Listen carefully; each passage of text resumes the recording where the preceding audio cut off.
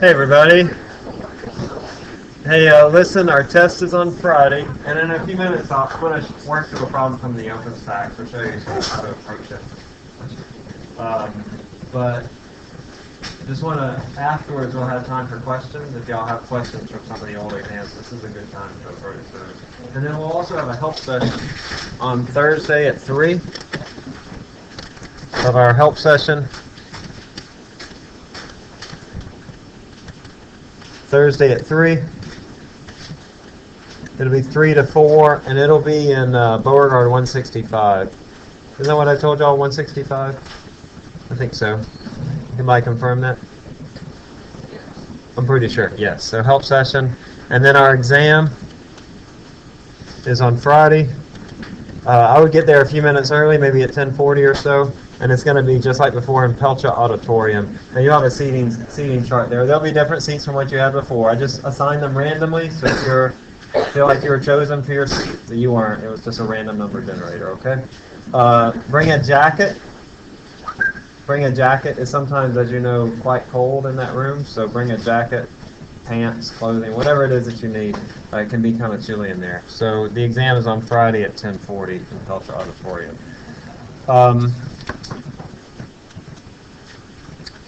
There was a problem on the OpenStax assignment that's due tonight, that it had a coin, what is called a block. It was on an inclined plane. I think the angle was 10 degrees, or was it 80 degrees? 10 degrees.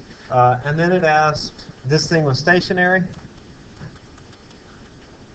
or was it moving at a constant speed?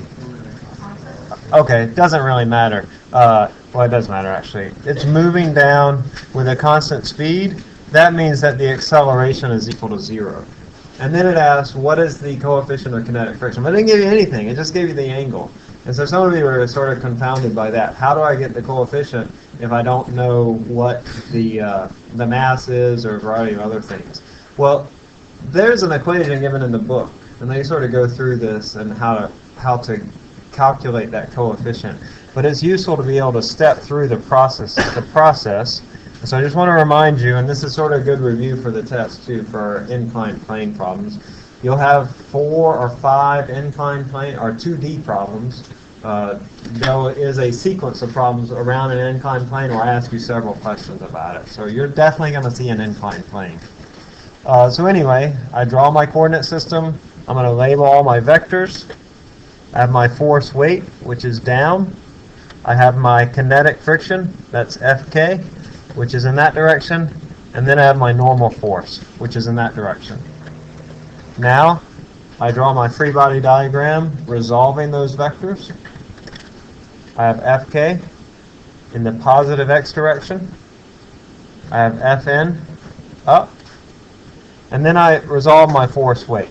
Fw cosine of 80, that's 90 minus 10, and then Fw sine of 80. Okay, and then I apply Newton's second law. And at this point, I haven't even really addressed what I want to find in the problem. So I'm looking for mu k, so I know it's going to be some relation to Fk. So I'm going to remind myself that Fk is equal to mu k times the normal force. So if I want to find mu k, it's going to be the ratio of Fk to Fn. Now, how do I find Fk? Well, since I know that the acceleration is equal to 0, the sum of the forces in the x direction, they equal 0. That is Fk minus Fw cosine 80. That's equal to 0. Or these two are equal. I can say that. Likewise, these two are equal. Fn and Fw sine 80. So I can say Fk equals Fw cosine 80. And Fn is equal to Fw sine of 80. And so what I want to know the ratio of those two. I can just divide them. I wasn't given the mass, but it doesn't matter, right? Why doesn't it matter? They cancel out. The Fw's cancel out here and here. So the mass doesn't matter. In fact, the coefficient of kinetic friction is unaffected by the mass. Okay? The frictional force is affected by the mass. The overall frictional force is affected by the mass. If I have an object with more mass, that means that it'll have a bigger normal force, and that means it'll encounter a bigger frictional force. That should be sort of intuitive to you. But if I increase the mass of the object, I also increase the weight or the force of the that's going down the inclined plane. So I increase friction, but I also increase this by the same amount, by increasing the mass. Okay? I think in the book, and the reason why you got to be careful with the book is that they actually give you a formula for mu that is mu is equal to the tangent of theta. But cosine 80 over sine 80, that's not tangent. That's what? Cosine over sine. That's cotangent, right. The reason is that they're using a different angle. They're not using 80 degrees. They're using 10 degrees. Okay? So just, the book is useful, but also just sort of be aware that sometimes when they give you these rote formulas, that they might not always apply in the way that you think they apply. And so that's why I encourage students not to memorize formulae, except for the 3 or 4 formulae that you need for this test, but to learn the process and how to proceed through these questions. Okay? All right. What about questions for Friday? Yeah. Yes. Mackenzie, go shoot. Don't apologize. Everybody's very grateful to you because I'm not going to let you out early. We might as well use this time fruitfully, right? All right, Mackenzie, which one are you looking at? 16. Exam 1 or 2? Exam 2. By the way, if you come upon any questions that have work or energy, those are not on this test. So just disregard those questions. But sometimes exam 2 gets into those.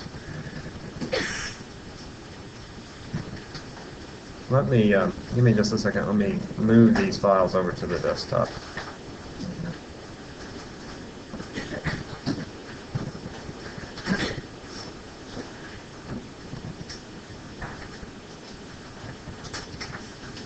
Okay, which one?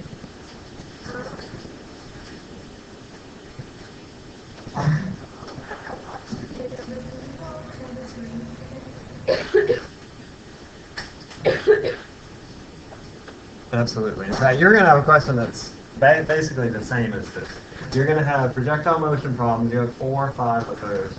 You're going to have one that goes out horizontally, like you did in lab with the little metal ball that's just shooting out horizontally. And then you'll have one of these where it begins and ends at the same point. And then you'll have some other different variations like we've looked at. But you'll definitely have one of these. I always like to draw a picture. It always helps me to think about sort of what's going on and remember how I work these. This one looks like this. I know that because it launched at a certain point and it returns back to the same height. All right, now I want to know what is x. Before I find x, I have to find t because time is not given. And on these, to find t, I say, well, gosh, Vy at the top is equal to 0. And so I say Vy equals V0y plus Ay t top. Okay? 0 equals V0y. I can do that over here to the side. V0y is 100 sine of 30. What is that? All right, it's 50. It's 50 minus 10 t top. And so t top, in order for that equation to be equal to 0, t top has to equal 5 seconds. So now that I found t top, I want to find x. X is equal to Vx times t. Vx is equal to V0 cosine theta.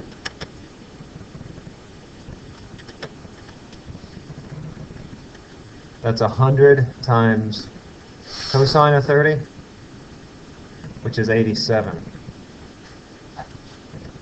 meters per second. So I say 87 meters per second times the time, which is not 5 seconds, it's 10 seconds. Be careful, if you put 5, you'll get an answer that's listed, but it's not 5 seconds, it's 10 seconds, and that's equal to 870 or 900 meters. Y'all need to know how to do this problem backwards and forwards. You also need to know how to find the maximum height. I could ask you several things. I could ask you the range, I could ask you the height, or I could just ask you what is the time. Please know how to do that problem backwards and forwards in your sleep, okay? Yeah. They ask you to find the height and use t top. That's right. Yeah, so if I ask you to find the height, let's just do that while we're here, if that's okay. I would say y is equal to v naught y t top, because that's the time at the top of the trajectory, which is what I want. I want to know this height. Plus 1/2 at squared, ay. That's going to be 50 times 5, that's t top, minus 5 times 5 squared, 250 minus 125, it's 125 meters. Okay? Must know how to do this problem. You'll see a problem that's the same as this, just different numbers. On most of the problems, I try to let the numbers work out easily. Like I use these 30-degree angles because you should be familiar with the cosine and sine of 30 and 60. And it often works out to be a half. It just makes the numbers easier. Doesn't mean that your numbers are always going to work out as integers. That's not always true. But I tried to have that be the case. Okay? Mackenzie, is that okay? All right, what's next?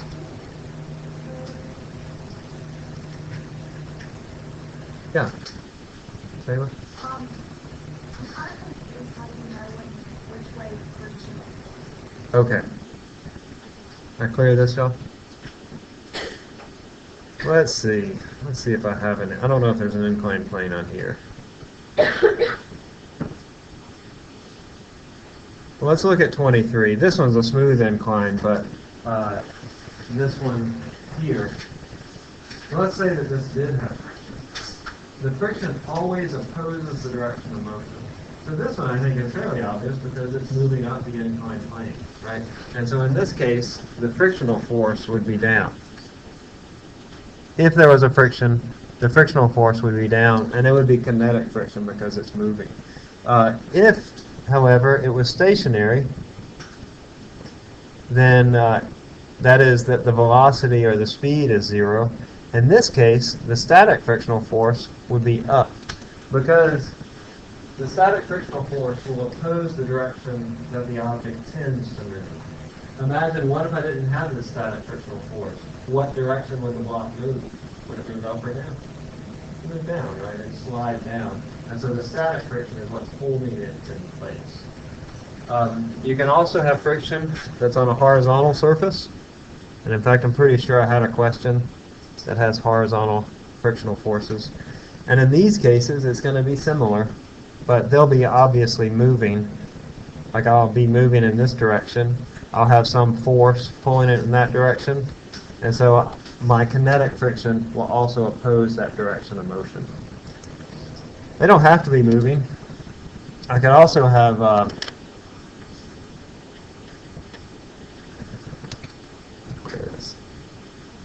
I could also have an object that's not moving.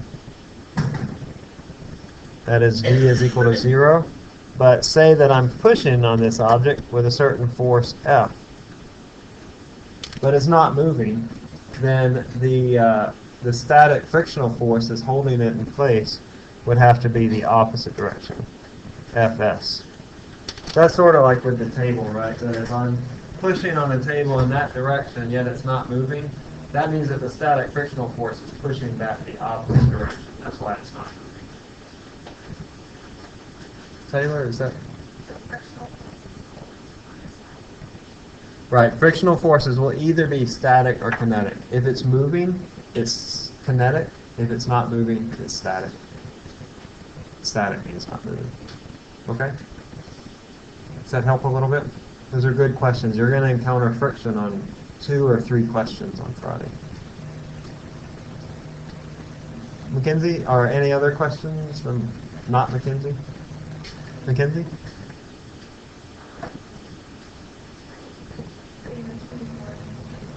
This on this test right here? Yeah.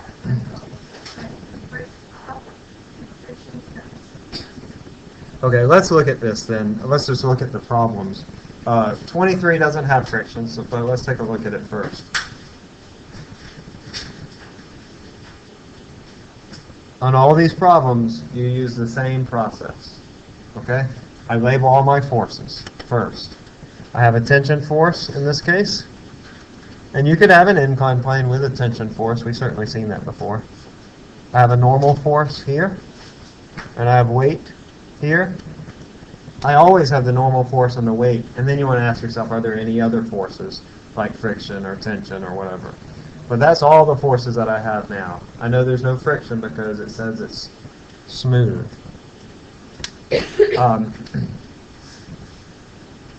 I want to know what is the tension. When you get really good at this, like after you've practiced a lot, you might not have to go through all these steps. Like you might be able to say right away that this component of the weight is Fw cosine of 60. And then you would be able to say, and I'm going to go through the whole process here in just a minute, but let me just show you. Then you might be able to say, well, Fw cosine 60 minus Ft is equal to ma. And then you're on your way to solving it. You just have to solve that one equation for Ft. Well, let's instead go through the process.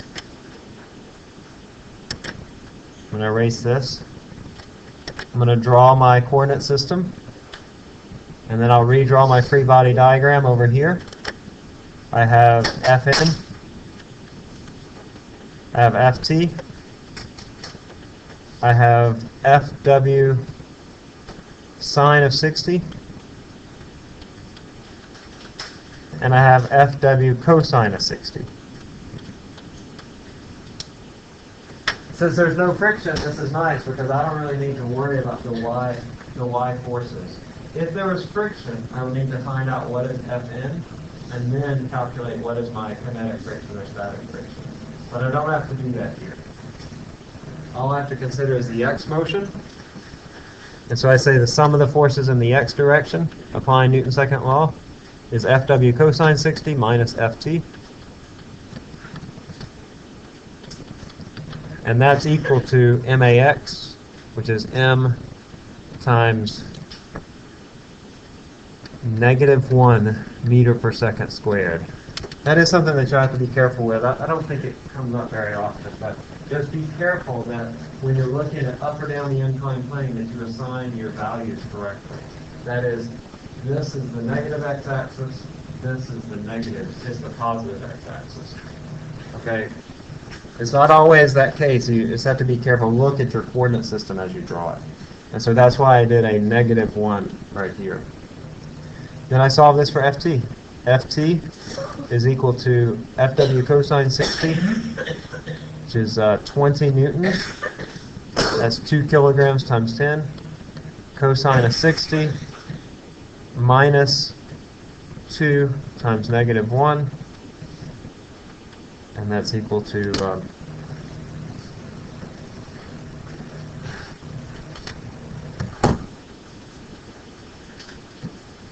10 plus 2, 12 newtons.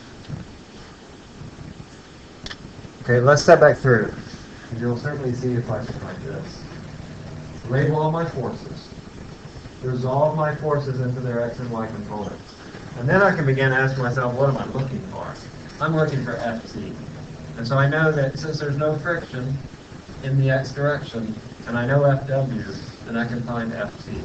And so I apply Newton's second law, in this case only to the x direction, here. Apply Newton's second law.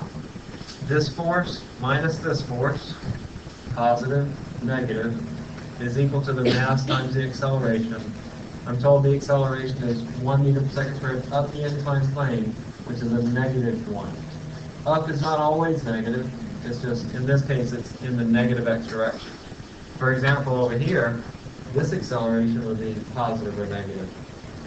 This would be positive because it's going in the positive x direction. Then I solve that equation for Ft, just 12 meters. You shall have one that's similar to this. Not identical, but very, very similar. Yeah.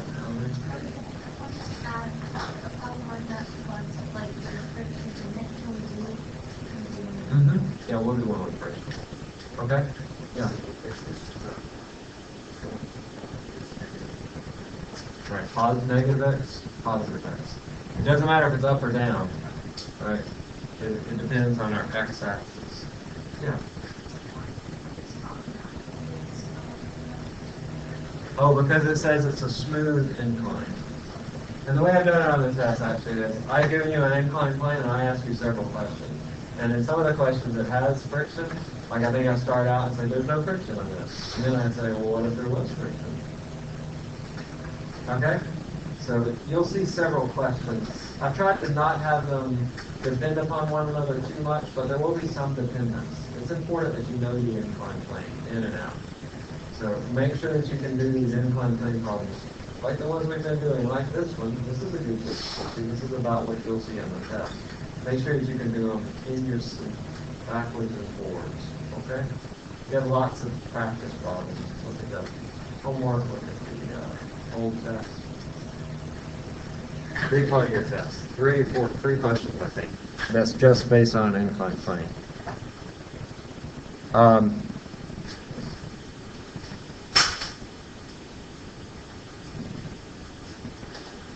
Let's go ahead and throw in some friction on this, okay? So let's say that instead of being smooth, that I told you that mu k was equal to 0.1. How would that affect the tension? Well, we would have to go back, and I'll make these additions in red. So I would have to add a force right here. That's Fk. It's opposing the direction of motion. I would add a force right here, Fk. Then I would have to figure out what is the normal force. Fn would equal to Fw sine 60.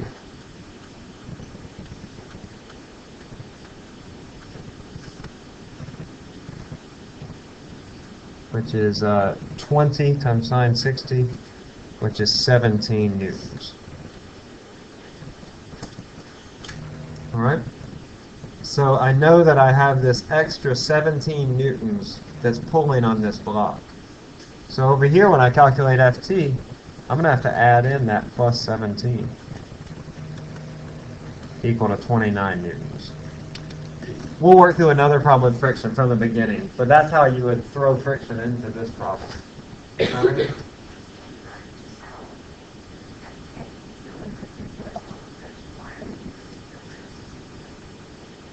Oh, yes, I'm sorry. I made a mistake. Thank you.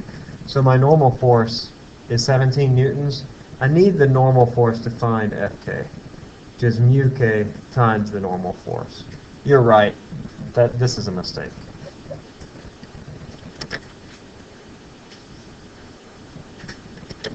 So, but I need the normal force. 0.1 times 17 is equal to 1.7 newtons.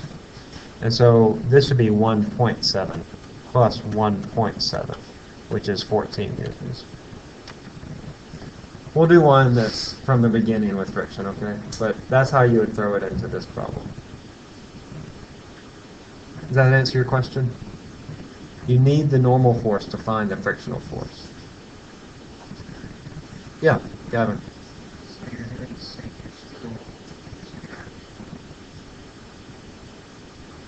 Yeah, it came in, let's step back just a little bit. It came in, yeah,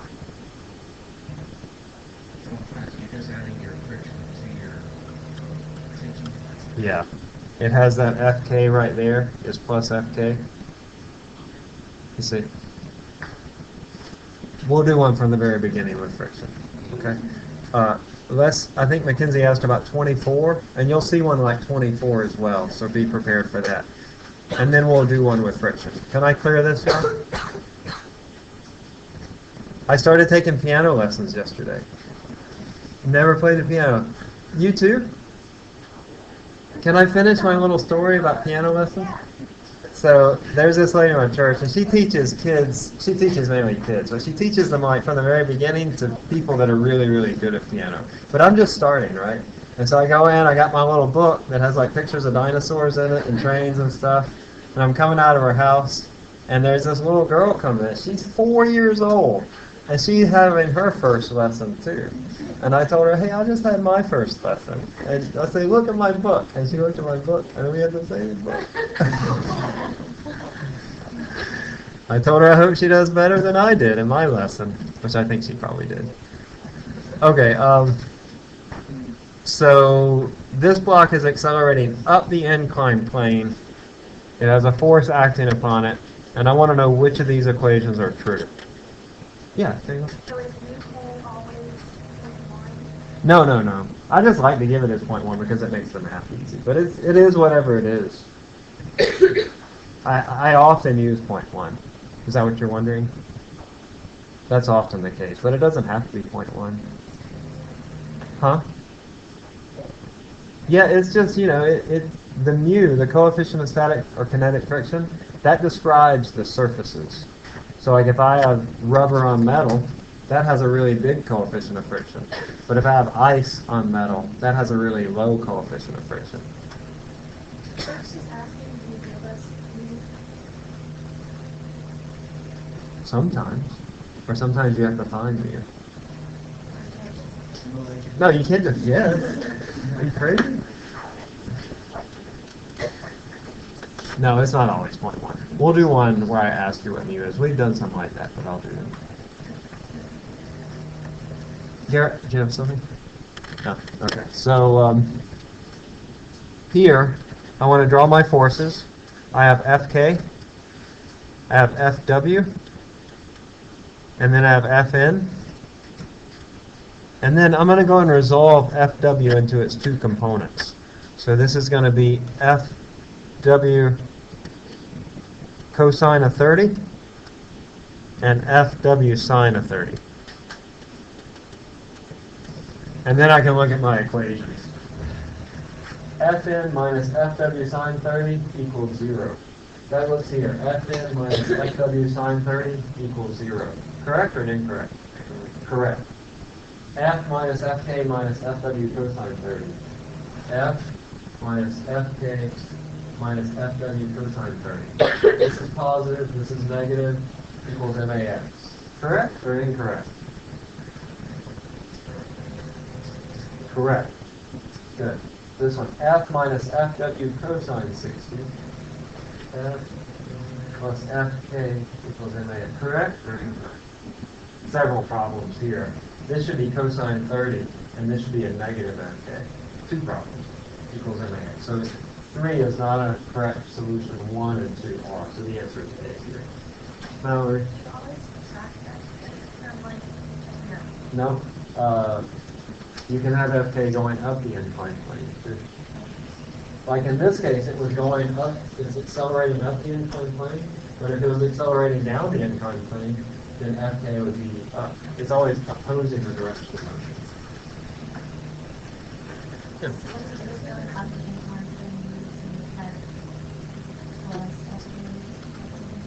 Yeah, if it was going up the inclined plane, let's see, I'll do this in red, or excuse me, down the inclined plane, because it is going up here, then Fk would be in this direction, not here, and that would change this to be positive instead of negative, because it's now in the positive x direction. You'll definitely have one of those, okay? Make sure that you can do them. There'll be 3 equations, 1 or more will be correct or incorrect. Can I clear this? Yeah.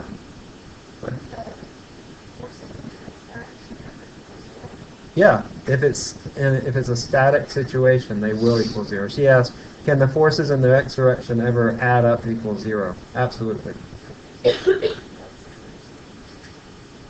I'm sorry, somebody, wait now. That's right. If it's stationary, or if it says it's moving at a constant speed, that means the forces in the x direction will be 0. Let's work a problem with friction for the inclined plane. And I hate to do so many inclined planes. I know that y'all are sick of inclined planes, aren't you? Are you sick of them? No, they're still interesting, aren't they? Like, they're kind of fun to work through. But let's do one with friction from the beginning. And we'll do one that, since you want, we'll look at one where we don't know mu. We worked one similar to this in class. Let's say that the mass is 2 kilograms.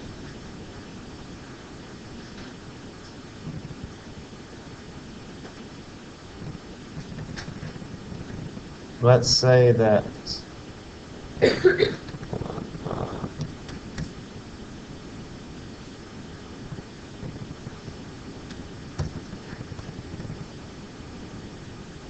let's say that I have a force that is pulling up in this direction. Oh no, I don't want to make it that complicated. Never mind. Let's not have a force going up.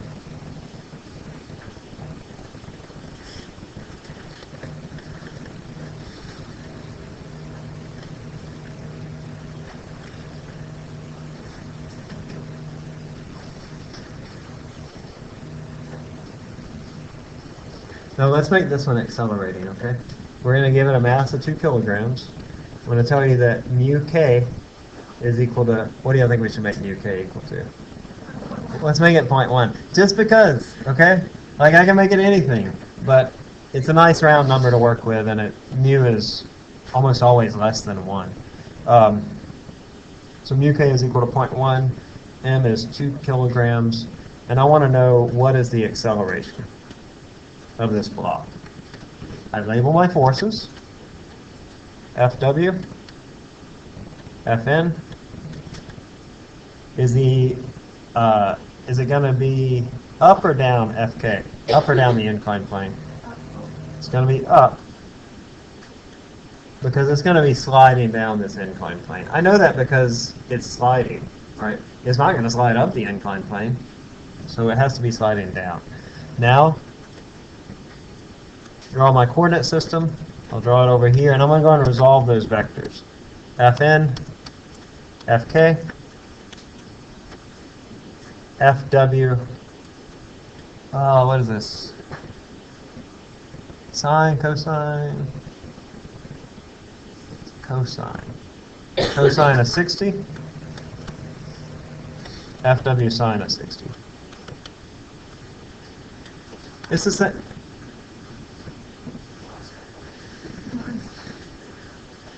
It's the same process that we've been using. I want to know the acceleration is going to be in the x direction. And so I'd say the sum of the forces in the x direction is equal to max. That is Fw cosine 60 minus Fk is equal to the mass, which is 2 kilograms times ax. I'm looking for this value. But in order to find that, I need to know what Fk is. Fk is equal to mu k times the normal force. And so in order to know this, I need to know what the normal force is. But look, my normal force for our inclined planes, it's always going to be equal to Fw sine 60.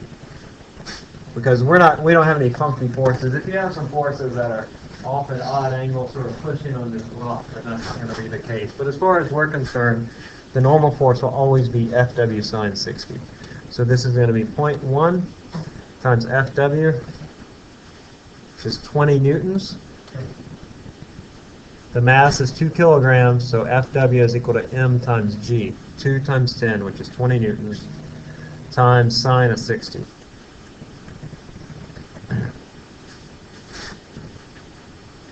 Which is, that's 1.7 newtons. So that is my kinetic friction. So now, I'll finish solving this. I have Fw cosine 60, that's 20 cosine of 60, minus Fk, which is 1.7, equals 2 times Ax. And I would solve that for Ax. That's 10 minus 1.7, it's 8.3 over 2. 4.2 is equal to Ax.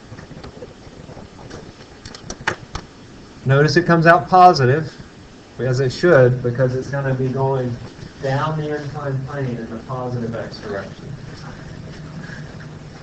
This is very similar. I know it's sort of, we repeat ourselves a lot. We've done one We've probably done this question actually before. Everything okay back there? Yeah?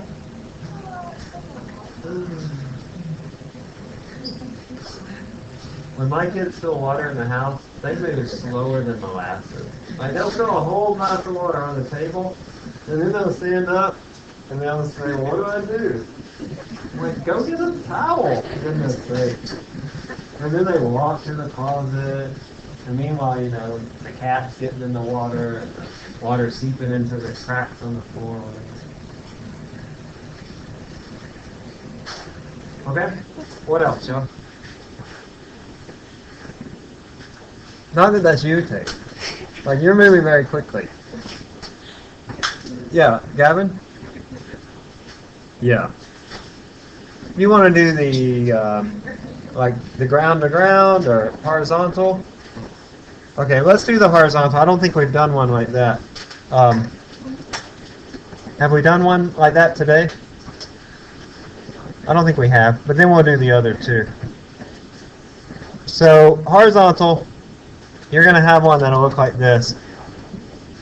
You should look for the word horizontal in the problem. I'm not going to give you a picture, but if you look for that word, it'll keep making that this thing is going, you know, horizontally from where it's being launched. I'll give you some speed. Let's say that this speed is 10 meters per second. And I could give you variations of this, but let's just sort of work the simplest. And that is that I give you the y height.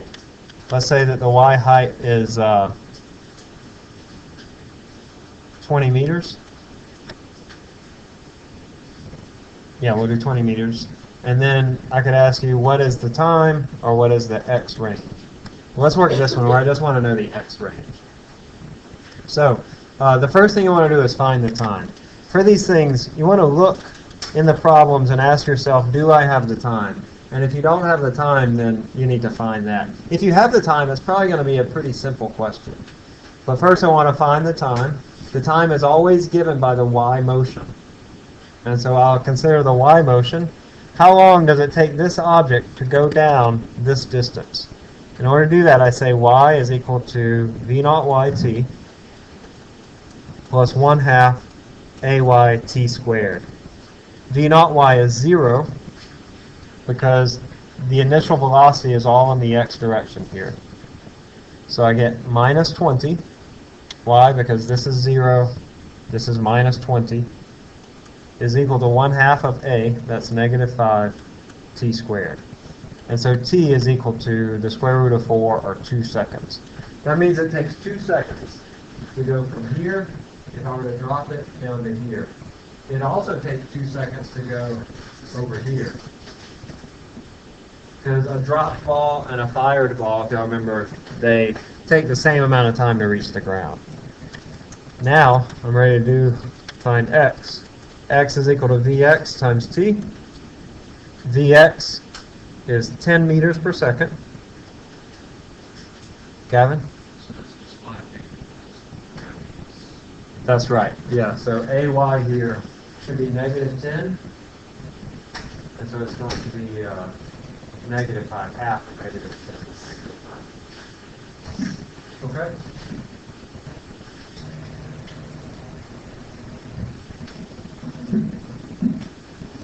What are you doing? Okay, so now that you know t, you want to find x. It's just going to be 10 times 2 seconds. So it's going to be 20 meters. So this is equal to 20 meters. Mallory? The angle at the top, like they would not articulate versus not. No. No, we're not going to have to do one of those because it requires you to use the quadratic. She asked if we would have, or if we could work one where I have one that's at the top and then it goes like this. Right, that's what you're asking.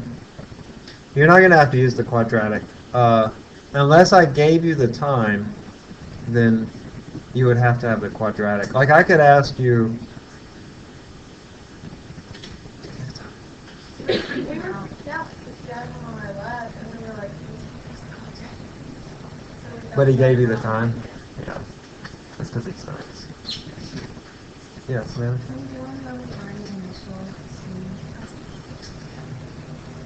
Yeah. Like horizontal or?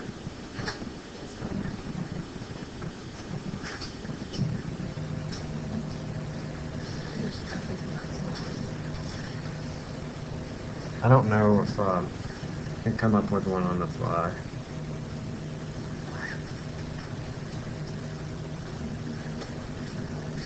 Have I answered all the questions up to this point? Gavin, I answered your question?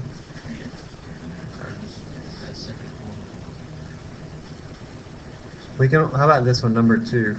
These are all a little bit different, okay? So, but if you know those 2 types of problems really well, they'll help you in working these.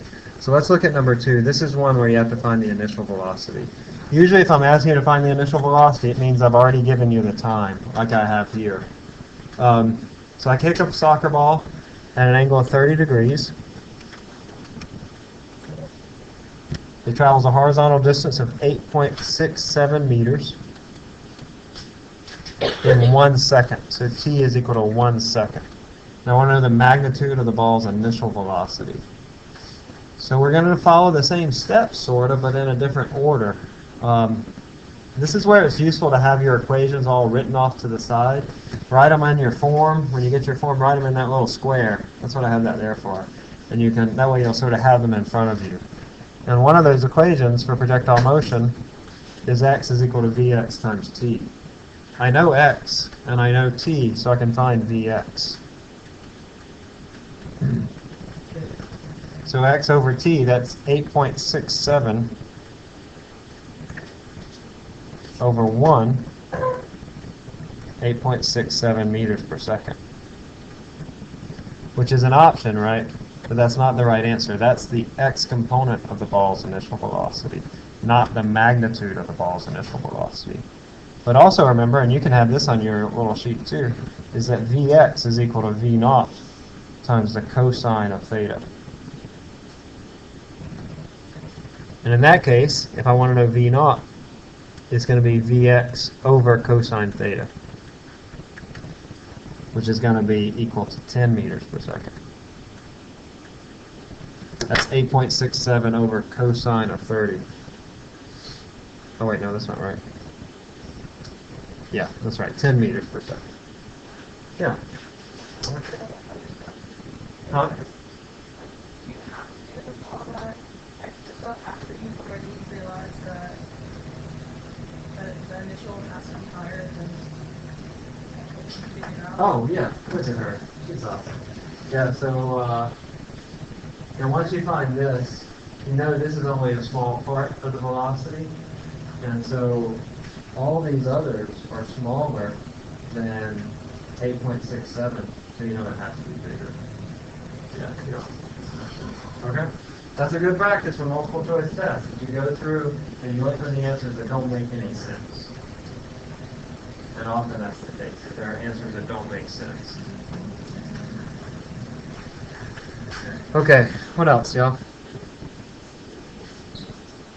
Yeah.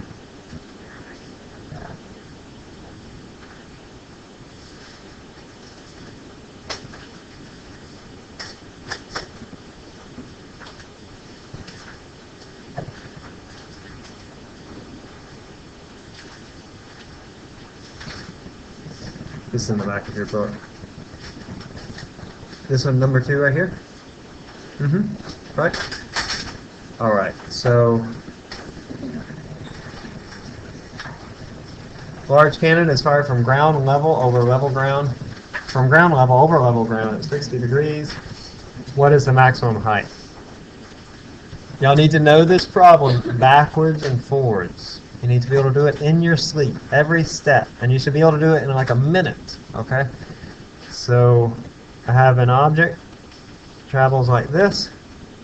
I don't know the time, so my first step is to find the time, but I know that Vy up here is equal to 0, so I say Vy is equal to V naught y plus Ayt. That's 0 equals 100 sine of 60. That's the y component of the initial velocity, 100 sine of 60 minus 10 times t top. And so t top is 8.7 seconds if I solve that for t top. And I want to know what is the maximum height.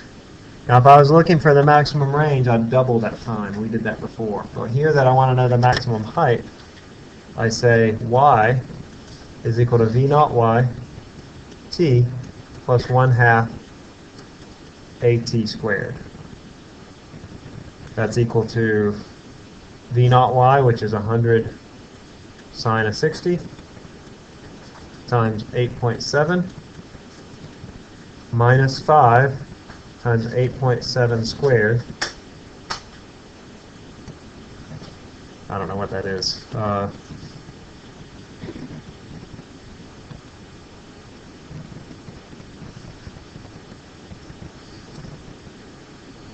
750 minus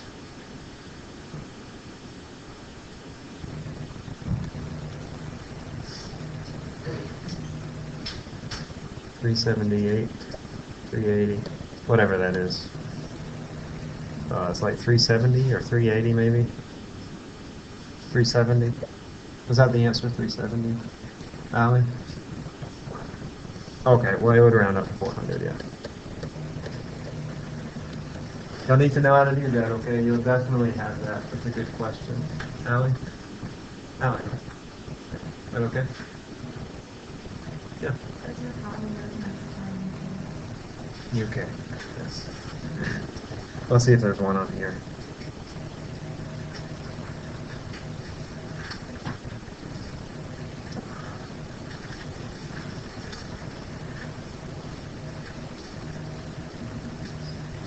Like on an inclined plane, or there's one. We'll find mu k. This one's fairly straightforward. Let's work this one, then we'll do an inclined. Or you want an inclined plane, right? Okay. Well, so this one, I have a mass that's on the floor. I want to know the coefficient of static friction. It says that you need a force of 5 newtons to move the block. That means that the static friction is also equal to 5 newtons. And so you would say Fs is equal to mu s Fn. And since it's 1 kilogram, the normal force is going to be equal to the weight. It's just sitting on a horizontal surface. So the weight Fw is equal to Fn. So that's going to be 5 newtons equals mu s times 10 newtons, which is the weight. And so mu s equals 0.5. You could see one like that too, but I think you were asking for one that's a bit more complicated. It's sort of like the coin problem that we worked before. Goodness bless you. Let's see if I have one already. I'm sorry, I can't bring it back.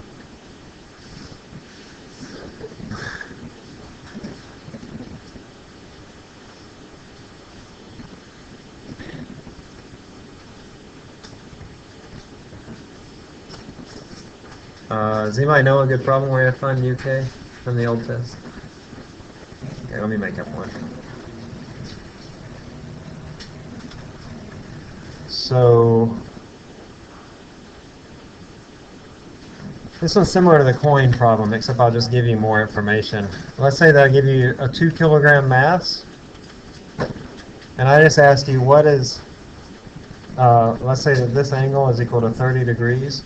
What is mu s equal to so that this thing doesn't move? All right, so I draw my forces. I have Fn, I have Fw, and then I also have Fs. All right, so in fact, this one is identical to the coin problem, except I just, like I said, I just give you more information. Fn, Fs, Fw cosine of 60, Fw sine 60. I want to know what mu is. I know that mu is Fs over Fn, so I have to find the Fs, but I know that Fs is equal to this, and then Fn, but I know that Fn is equal to this. And so I just take the ratio of those two. Like I said, it's the same as the point problem, but it works out to be cosine 60 over sine 60.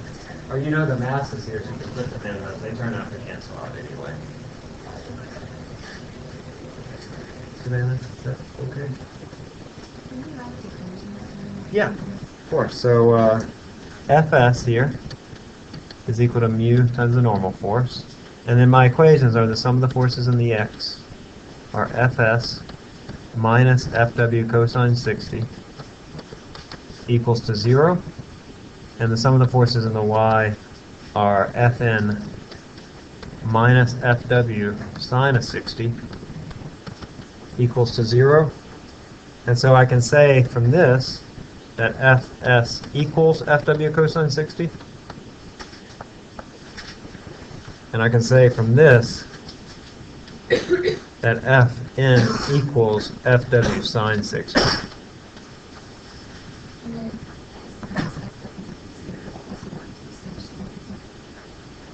Right, yes, because it's stationary. We can look more at those at the help session tomorrow if you're able to come. Y'all look for the help session. I'll sort of give you an overview of the exam though. It is 28 questions long. I think that's the same as the previous one. There's a good mix of calculations and concept tests. Look through those concept tests. I pulled some questions that you guys. So give me a minute, okay? Hey guys. Okay. Good mix. Look through the concept tests. Look through your homework. The homework questions are useful for practice. Look through the OpenStack. I think I pulled 4 questions from OpenStack.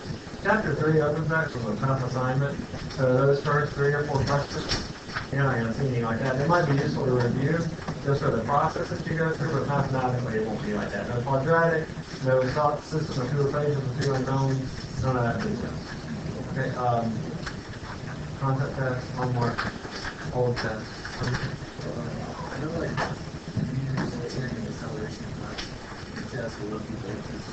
Yeah, for acceleration due to gravity, you use 10. Remember when you're calculating the weight, you use positive 10. But for the projectile motion, you use negative 10.